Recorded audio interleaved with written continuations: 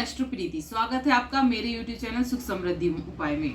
दोस्तों, आज मैं इस वीडियो के माध्यम से आपको बताऊंगी पितृदोष होता है वो क्यों होता है, क्या कारण होता है, इसके लक्षण क्या हैं, कैसे हमें पता चलेगा कि हम पे पितृदोष लगा हुआ है और इसके उपाय मैं तीनों ही वीडियो में बताऊंगी। बहुत ही छोटी वीडियो है, पूरी देखिएगा और उपयोगी लगे तो लाइक सब्सक्राइब जरूर कर लीजिएगा। दोस्तों, पहले बता देते हैं कि कारण किस वजह से ये पितृदोष होता है, क्यों लगता है हम पर दोष। ये दोस्तों क्या होता है, जैसे कि हमारे जो जन होते हैं वो मर जाते हैं, जैसे अकाल मृत्यु हो जाती है तो उस वजह से भी हम पर लग जाता है। उसका शांति पाठ करवाना होता है। यदि हम शांति पाठ नहीं कराते हैं, अकाल मृत्यु जब होती है तो ये पितृदोष लग जाता है। दूसरा कारण होता है दोस्तों, जब हमारे मतलब जन कोई मरता है तो उसका सही से अंतिम संस्कार ना होना। अंतिम संस्कार अगर हम अच्छी तरह से नहीं होगा उनका, तब भी ये पितृदोष लग जाता है। वो किसी न किसी उससे हमें परेशान करते रहते हैं। तो अंतिम संस्कार का भी एक लक्षण हो सकता है, या हमने किसी का जी दुखाया हो उससे भी हो सकता है। या फिर दोस्तों क्या होता है, हम जो पीपल का पेड़ होता है, बड़ का पेड़ होता है या नीम का, ये तीन पेड़ जो होते हैं, या किसी गलती से हम कटवा देते हैं तो ये हम पर दोष लग जाता है। या फिर हम किसी नाग की हत्या करवा देते हैं तब भी ये पितृदोष लग जाता है। या किसी हम जैसे कि वो होते हैं पंडित जन, उनका तिरस्कार कर देते हैं, या कोई भी जो देव स्थान है उसे हम टुटवा देते हैं, तो इन चीजों से हमारा पितृदोष लग जाता है। तो ये छोटे छोटे कारण होते हैं जिसके हम वजह से हम जान सकते हैं। अब बात कर लेते हैं दोस्तों कि क्या लक्षण होते हैं, क्या कर सकते हैं हम, तो उसके बारे में जान लेते हैं। दोस्तों क्या होता है, जब पितृदोष लगता है तो हम पे क्या क्या परेशानी आ रही होती है। एक तो शादी विवाह की परेशानी हो जाती है, विवाह नहीं होता है, विघ्न बहुत आते हैं। सबसे ज्यादा जो असर होता है दोस्तों मांगलिक कार्य पर पड़ता है। इसका मांगलिक कार्य जो होते हैं उनमें विघ्न पड़ता है। मान लो हमने रिश्ता करा दिया, हर चीज सेट हो गई और शादी के टाइम भी एकदम रिश्ता टूट जाता है, पता नहीं चलता कि क्या एकदम हुआ अचानक से दोस्तों। और संतान में बहुत ज्यादा बाधाएं पड़ जाती है। मान लो संतान हो भी जाती है तो परेशानी झेलती रहती है। जैसे कहते हैं ना, बच्चा अपंग हो गया, विकलांग हो गया, या बच्चे को सुनाई नहीं देता, ये सारी चीजें जो होती हैं पितृदोष से ही होने लगती हैं। या होते ही मर जाता है बच्चा, तो ये सारी जो बातें हैं ये भी उसी से होती है। वो पति पत्नी के संबंध खराब होने लगते हैं। इतनी नौबत आ जाती है पति पत्नी के संबंधों में कि वो टूट जाते हैं। और ये छोटी छोटी चीजें होती हैं जो हमें बताती हैं कि क्या हमारे घर में, जैसे कि लड़ाई झगड़े होने लगते हैं, कोर्ट कचहरी तक पहुंच जाती है, तो ये सारे पितृदोष ही होते हैं।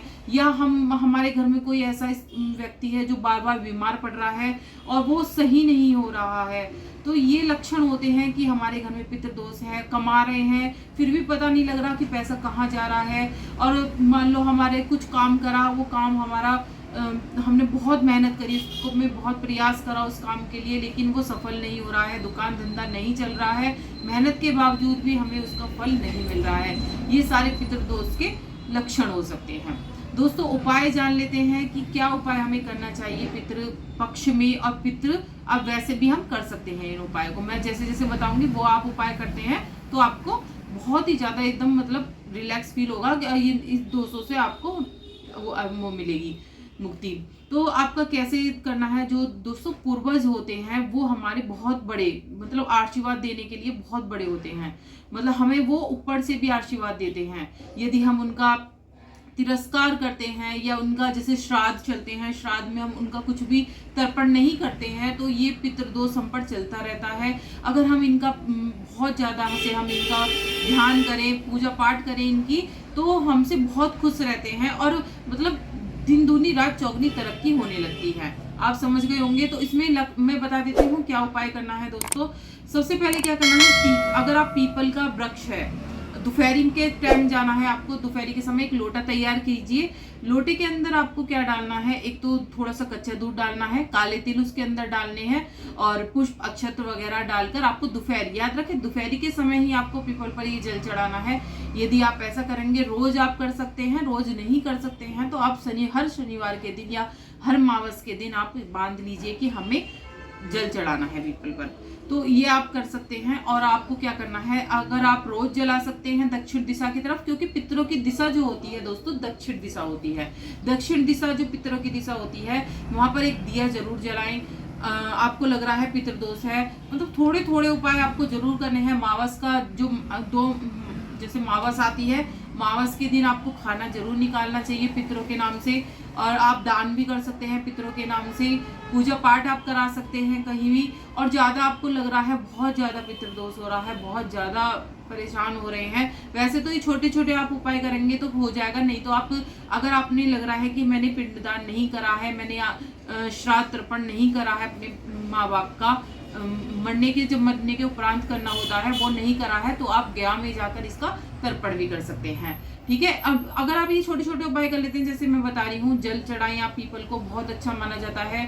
और दक्षिण दिशा की तरफ आपको दिया जरूर जलाना चाहिए। जैसे कि अमावस का दिन होता है तो दक्षिण दिशा की तरफ आप अपने पूर्वजों की मूर्ति रखिए और एक माला चढ़ाइए या पुष्प चढ़ा सकते हैं आप। और उनको उस दिन थाली रखनी है आपको, जैसे खाना भोग लगाते हैं, और वो गरीबों को दे दें। जो थाली निकाली है पूर्वजों के नाम की, या तो गाय को दे सकते हैं या फिर आप गरीबों को दे सकते हैं वो खाना। और उस दिन जल का लोटा जरूर रखें और उनके लिए जो कहते हैं ना जल चढ़ाना चाहिए। पितरों के लिए आप सूर्य भगवान की तरफ मतलब जल चढ़ाएं पितरों के नाम से, तो आप देखेंगे मतलब बहुत ज्यादा ये छोटे छोटे अगर आप उपाय करते हैं तो आपको विशेष लाभ होगा। दोस्तों, जो मैंने बताया है कि पीपल सबसे ज्यादा जो होता है पीपल में जल चढ़ाना, या फिर आपको जैसे किसी गरीब कन्या का विवाह हो रहा है उसमें थोड़ा सा दान कर दीजिए, तो इससे भी आपको बहुत ही ज्यादा रिलैक्स मिलेगा। दक्षिण दिशा की याद रखें, दक्षिण दिशा की तरफ जरूर दिया जलाएं। ना हो सके तो जो श्राद्ध पक्ष जो आते हैं उनमें जरूर आप ये जो है 15 दिन के श्राद्ध पक्ष आते हैं तो 15 दिन तक आपको दिया जलाना है, खाना रखना है 15 दिन तक दक्षिण दिशा की तरफ, लोटा जल भरकर रखना है और दक्षिण दिशा की तरफ ही आपको जो तिल वगैरह डालकर जल चढ़ाना है। ये आप करते रहिए, आपको बहुत ज्यादा लाभ मिलेगा। तो वीडियो उपयोगी लगे तो लाइक सब्सक्राइब जरूर कर लीजिएगा चैनल को, जो आगे वीडियो मिलती रहे। और कमेंट में जय माँ लक्ष्मी श्रद्धा भाव से जरूर लिखिएगा। जय माँ लक्ष्मी दोस्तों।